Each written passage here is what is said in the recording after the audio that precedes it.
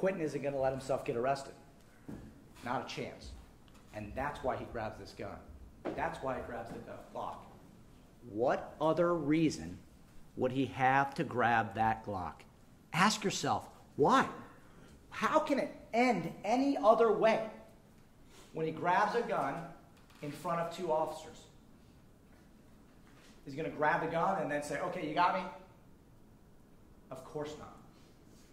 It's at that moment that he's formed the purpose to kill those two officers, because he's not going back to jail. He has made the decision. I'm not going down like that. Not going to jail for DV. Not going to jail for domestic violence. Not again. Not happening. Candace told you, they even gave him a warning. Don't do it. Don't do it. Don't go for your gun. But he ignored that. He grabbed the gun and started shooting. They started shooting also.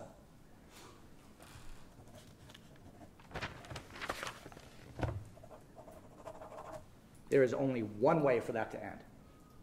He needs to get away. He needs both those officers to be dead. That was his intent. That's what he was trying to do.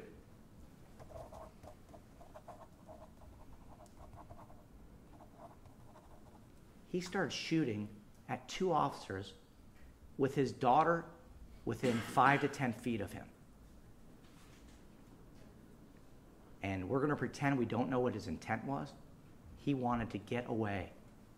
For him to get away, they had to be dead. They're not letting him out of that room unless they're dead.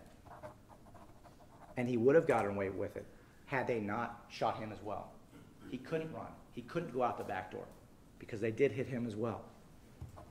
The fact that he picked up this weapon and used it against those officers on February 10th, 2018, you can infer his purpose was to kill them.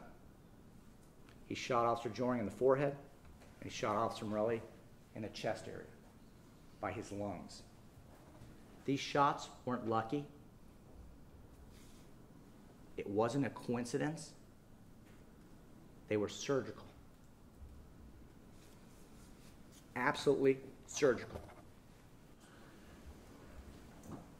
Again, the prosecution wants you to believe that this shooting was a product of a purposeful killing.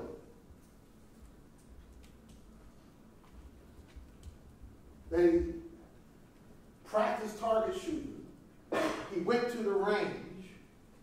He had formed a purpose and intent long before February 10th, 2018, that he was going to kill some police officers. Well, again, if that was his purpose and intent,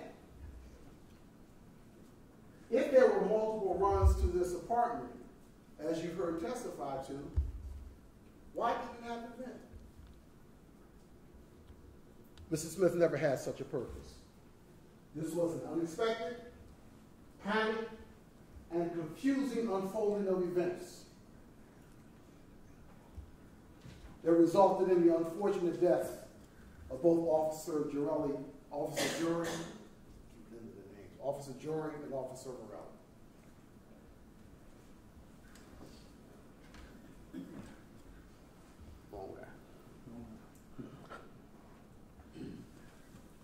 There are several counts for your consideration,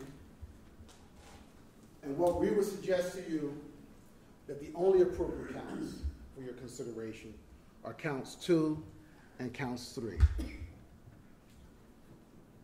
That is that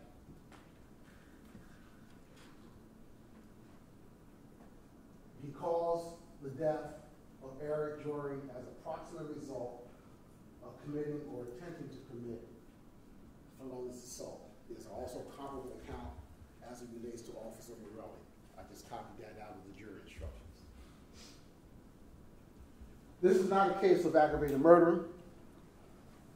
This is not a product of any other theory of aggravated murder.